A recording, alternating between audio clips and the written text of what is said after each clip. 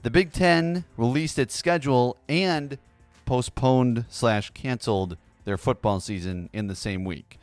Just another week in 2020. Welcome to the Hunter Baumgardt Sports Podcast. My name is Hunter Baumgardt, your host. You can follow me on Twitter and Instagram at HunterBOnAir. You can also feel free to like the Facebook page, Hunter Baumgardt Sports. Remember, you can watch or listen to the podcast. You can watch on YouTube or listen on SoundCloud. Simply search Hunter Baumgardt Sports Podcast and feel free to subscribe as well. Well, today, it's just me. No guests today because I want to kind of go through all that's going on in the sports world. We went for so many months without sports, about 4 months or so. And then once we've gotten back into it, I haven't had a chance to kind of take inventory of what's going on the field with the Brewers and on the court with the Bucks. And then, of course, off the field with college football. And I want to start there with college football. We'll get to the Brewers and they're struggling off their offense struggling, why we should praise Craig Counsell more. The Bucks, what can we take away from the first 8 games of the restart? In my eyes, absolutely nothing. So we'll get into that coming up. And like I said, we'll get to both the Brewers and the Bucks. And the Packers, they're still kind of getting ready for I believe their first on-field practice is Saturday. So we'll check on them down the road. But let's start with the big news of the week. And it's another report of another cancellation or postponement, and they just keep coming in 2020, don't they? College football. Of course, in our neck of the woods, the Big Ten is what we focus on, obviously, the Badgers. And they have postponed/canceled their season. They're not saying whether they're going to play in the spring or not. It is on the table. A lot of reporters are saying that decision needs to be done pretty soon. So we might know as soon as the next month or two if that is going to be viable. I don't think it's going to be viable. I don't think they're going to play in the spring. I don't think you could have 2 seasons in 1 year. I don't think, as much as I'd want it for the seniors to be able to get back out there one last time, I just don't know how you do that. I don't know how you do that with the NFL draft. I don't know how. It's just, there'd be so many playing. If you think it's cold in November for the Badgers Gophers game every year in TCF Bank Stadium, or no, that's not it. It's what's the TC, whatever it is, the Gophers Stadium or Camp Randall Stadium. If you think it's cold then in November, just wait till January and February. So I think it's going to be, plus who knows where we are with the virus at that point, right? So anyway, back to it. Okay, it is TCF Bank because US Bank is the Vikings one. There you go. All right. Anyway, back to the cancellation. So Big Ten, Pac-12 so far have. Pac-12 has said we're not playing sports until next year in January, which actually affects the basketball season as well. The Big Ten says fall sports, which does not include basketball, have been either canceled or postponed. Now, we will see where it goes. We'll see what other conferences follow. At this point, that's where we are at the time that this podcast is being recorded. And when I was on the Sports Map Radio Network on Sunday, and I'm on 8 to 10 a.m. each Sunday for the foreseeable future on Sports Map Radio Network, that I predicted the 5 conferences and how this would go. I predicted, okay, this is the order in which I think they'll cancel football for this fall. Big Ten, Pac-12, ACC, Big 12, SEC. Okay, and I'll give you my reasoning. Big Ten, and we're 2 for 2 so far if you're playing along at home. So the Big Ten canceled first, and I think it's the Midwest mentality in my mind. You could kind of feel it. A lot of the ADs were kind of talking about it. Barry Alvarez, specifically in Wisconsin, was unsure of what was going to happen, whether it was a month or 2 ago when he was talking, and you could just kind of feel it coming with the Big Ten that they were going to be the first one, okay? The Pac-12 had that big story that came out about a bunch of players being unified and coming out with a statement and all of that, and some players opting out and everything like that. I'm like, okay, they're going to be second. They're going to wait for the Big Ten shoe to fall with the Big Ten, and then they're going to go. The 5 is easy. SEC, I think, is the easiest one because they are going to push as much as they can to play football, and it seems like they're going to. I mean, they've really shown that they are going to do all that they can to play football this fall. So that was kind of pretty easy as far as they're in the South. The mentality of kind of that conference and just how much money the SEC brings in football, and not to say that Pac-12 and Big Ten and those conferences don't bring in money. they bring a ton of money. It's projected that Wisconsin's actually going to lose out $100 million in football revenue. That's crazy. Anyway, and then the ACC and the Big 12, I think, are going to be caught in the middle, and I think the ACC goes next, and I think the Big 12 goes after that. The Big 12 actually released their schedule today, a day after both the Big 10 and Pac-12, arguably bigger conferences than you, canceled their season. Is that kind of tone deaf? Isn't that strange? Isn't that strange? So two of the biggest conferences in the country canceled their football season. The next day, you release your schedule, because that makes a whole lot of sense. It's not like this is drastic where the Midwest has been hit incredibly hard and the South hasn't, or the middle, the Sun Belt or whatever you want to call it, Oklahoma, that area as well. Some of those areas, it's not like they've been not hit by this virus in the Midwest. No, just the Big 10 and the Pac-12 listened to the medical people and the experts and thought, no, we can't have a college football season. So, but my gut reaction for this college football season is, and I do think eventually we'll have all conferences bow out, but I think it's devastating. It's absolutely devastating. I'm not going to take a side here. I'm not going to say we should play. I'm not going to say we shouldn't play, because I don't think there's a side to take, because it is really affecting the lives of so many people. And I don't think this is something where we should all get up in arms about. And there are so many people up in arms about it, because that's classic, the world we live in. And there's two sides to this. We shouldn't play, we should play, and then they're all going at it. And it seems that we want to play is very much louder than that we don't want to play. Whether that's good or bad, I don't know. But I think you're just hearing more of that right now. But not only the season ticket holders, not only the fans in the games, not only the players on the field and the TV revenue, that's all, specific game money that's going to be left out. But also the bars, the restaurants, the places around each one of these stadiums that is just packed on game day, right? Not everybody goes to the game.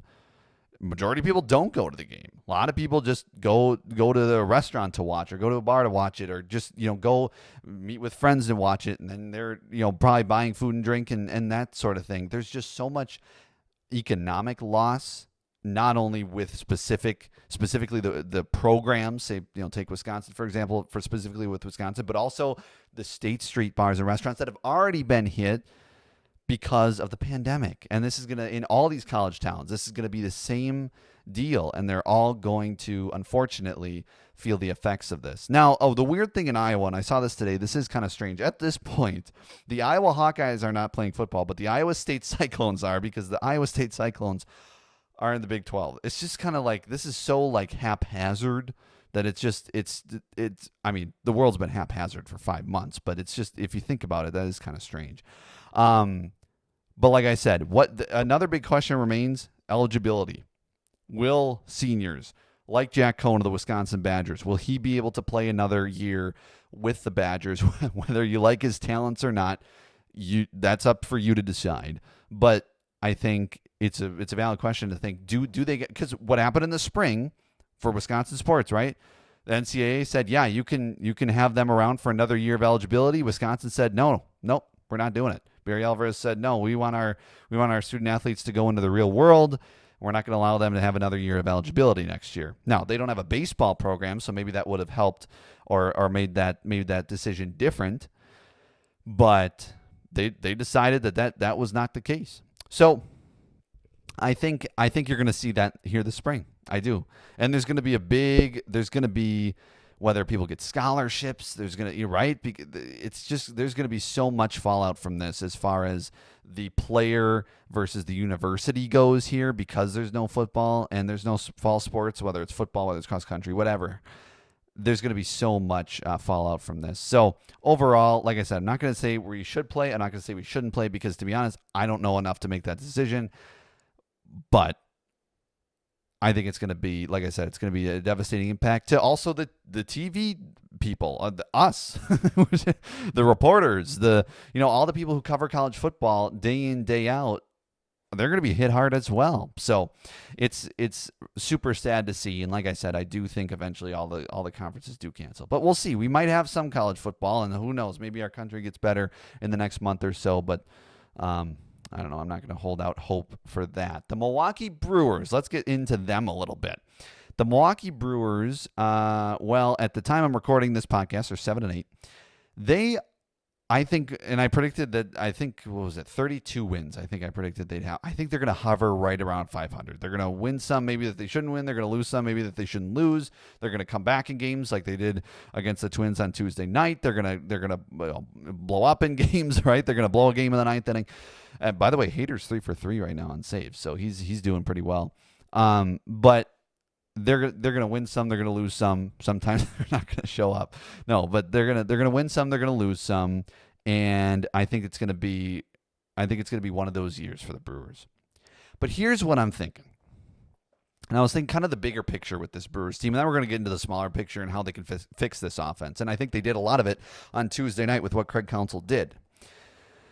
But are we seeing a window closing in front of our eyes with the Milwaukee Brewers?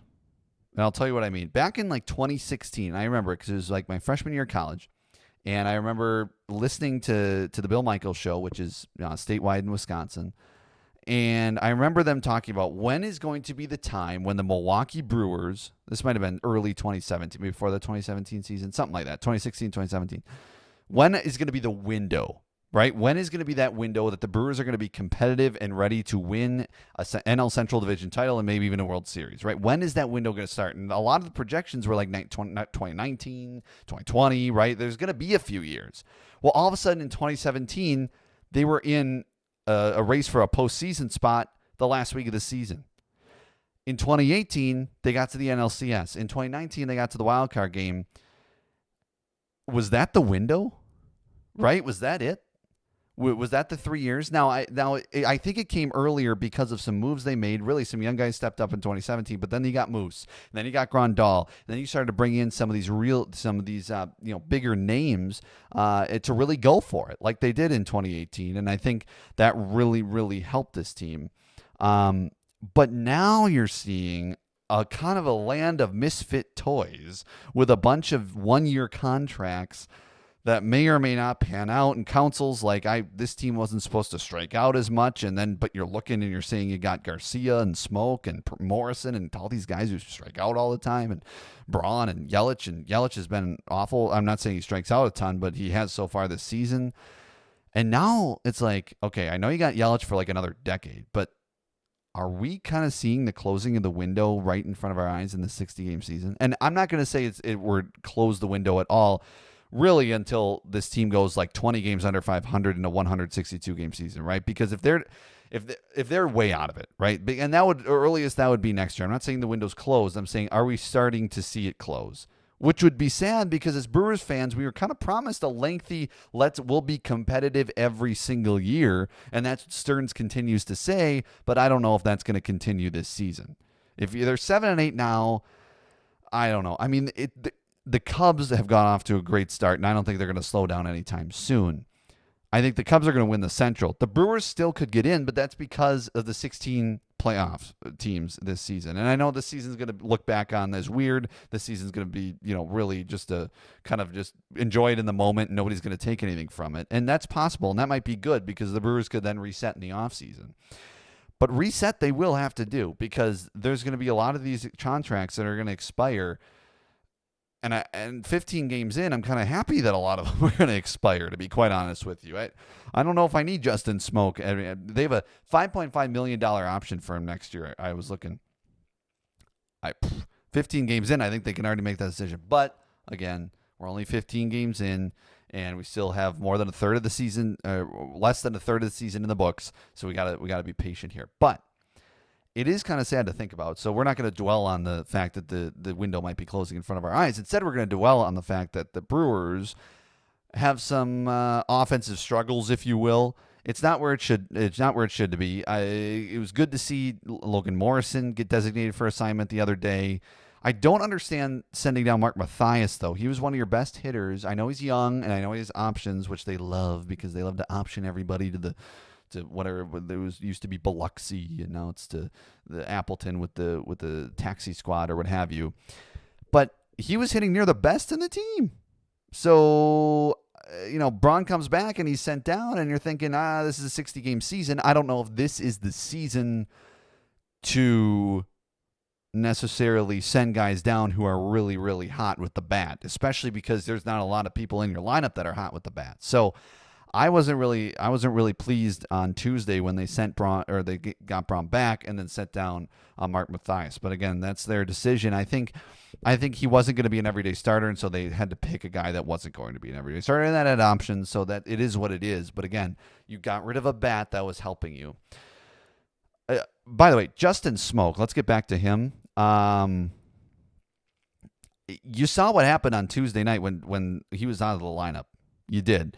And things got better. He's got a 167 average. He's got one home run and 4 RBIs here 15 games in. And $5 million contract, supposed to be your everyday first baseman. Is he an everyday first baseman? I don't think so. I think you can put Jerko there, you can put Braun there, you could put some other guys there, because to be honest, I don't really want him starting 5, 6, 7 days a week. And I think there's other options where you could go, like Jed Jerko on Tuesday night, like Ryan Braun now. So, and I know Braun's probably not going to play the field hardly at all this year. I don't know if he's played the field maybe once this year. He's hurt for a while, but so, Smoke should be playing about every 5 to 6 days. You know who else should be playing about every 5 to 6 days? Omar Narvaez. I didn't love the signing when it happened, and I tried to convince myself to like it at the time. David Stearns was really playing this one up. Like, this guy, he's almost as good as Grandal, and he's a little worse defensively, but he's really good offensively. And am I missing something here? Or that guy's no Yasmani Grandal? I mean, holy mackerel. So I think that Manny Pena should be the guy. He's been on the Brewers since 2016, and he hasn't played more than 107 games. And the season he played 107 games in 2017, he hit 279. What can he ask better out of a catcher offensively? 279 over the most games in his career. He didn't play as many games in 2018. His average went down to 252. He didn't play nearly as many games in 2019. It was like about probably 2/3 of what he played in 2017. It was averaged down to 228. He's batting .368 this year, and he's only played in 8 out of the 15 games. He's better defensively for sure. I'd argue that he's one of the best defensive catchers in the game. And offensively, he's way better than Omar Narvaez right now. So put him in the lineup, and that guy should be playing 5 to 6 days a week. And Narvaez should be sitting 5 to 6 days a week. And here's where Counsell deserves credit. And then we're gonna finish up with the Milwaukee Bucks. But Craig Counsell, there's so many people. I still can't believe how many people actually think he should be fired. Like, there's people that continue to call in to Milwaukee radio stations and say Craig Counsell should be fired. What about him should be fired? I mean, he's gotten you to one near postseason, another to the NLCS, and one game away from the World Series, and then a wild card game which Trent Grisham gave away, right? And you're probably playing the Dodgers, and who knows? The Nationals went on to win the World Series. Why couldn't the Brewers last year? So he's gotten you to that point. He's one of the best in-game managers, in my opinion, in baseball. I think it is underrated what he can do. Sure, he puts a different lineup out there every day. I think I saw where he used literally, 157 different lineups last year in 162 games. That's unreal. And he's really started to do that again this year. I don't think there's been a lineup that's been the same. He constantly keeps opponents off balance.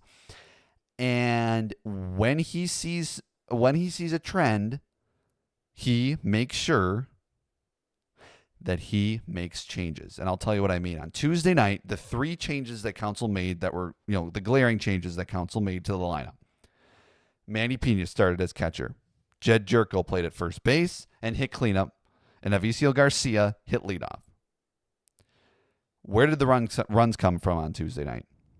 Manny Pena, Jed Jerko, Avisail Garcia. For all the Counsell naysayers out there, this guy can adjust, and he knows how to put the different pieces together to make the team succeed.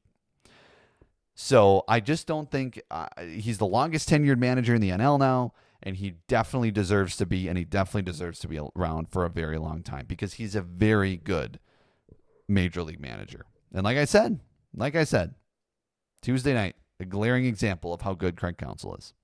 So that's kind of the Brewers check-in. The offense obviously needs to get better. Some of my suggestions there: Manny Pena should play more than Narvaez. Smoke should sit more than he plays. I mean, that first base position could be hard because you got no surefire first baseman behind him. But you could play Jerko there. Like I said, you could play Braun there. And we'll kind of see how that goes.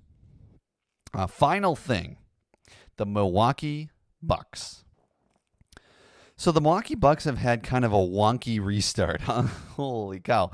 Losing some games, winning some games. Giannis had oral surgery. Giannis got ejected. Bledsoe and Connaughton recovering from COVID-19. Load manage it. Brook Lopez lighting it up. Some performances so-so like Dante DiVincenzo. What a weird start to the bubble. Not really what I expected necessarily, because I think a lot of us expected them. We didn't know. We hoped that this team would just pick up where they left off and come out and win. And they did. They come out and won against Boston and snapped that 3-game losing streak that had been going from March. But since then, they've just had, a very up and down bubble. And I think here's the deal. What do I take away from these 8 games or 7 games at the time I'm recording this podcast? What do I take away from the regular season restart for the Bucks? Absolutely nothing. Really, it didn't teach me anything. I'm not worried that they didn't go 8-0. They really didn't need to win more than 2 games. They could have won like 20. They could have went 0-8 and still got the 1 seed, because if the Raptors would have lost twice or whatever. But all they needed to do to control their own destiny was win 2 games. And so in reality, they accomplished what they wanted to in getting the 1 seed. And I don't even know how important that was for the Bucks. But, Budenholzer is stressed constantly, and a lot of different coaches have stressed this in the bubble, is we just want to get healthy for the postseason. We don't really care what seed we're in. We just want to get healthy so whoever we play, we can be good. And I'm sure it mattered to the Bucks to stay at that top spot in the East. But so I'm not getting all worried about anything. I'm just not. I'm not getting worried about the Bucks as far as their offense, their defense go. Wait until they play Orlando next week in the first round, and then we'll reassess, because that is when it really matters. That is when they're going to play all their play, right? There's going to be a ton of games where Giannis hasn't played, or Chris is out for load management, or, all these different, Brook didn't play in overtime, right? We can't take anything from this. And so as far as the Bucks go, now other teams could maybe take something from the Suns. Holy man. I mean, they've been lighting it up literally like the sun, I should say. But anyway, no pun intended, lighten it up.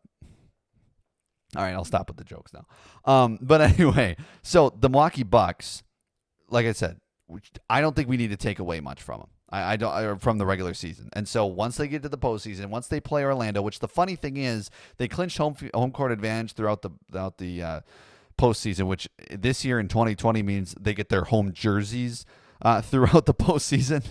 But the Orlando Magic are going to actually be the 8th seed and playing at home for all this year, the whole series.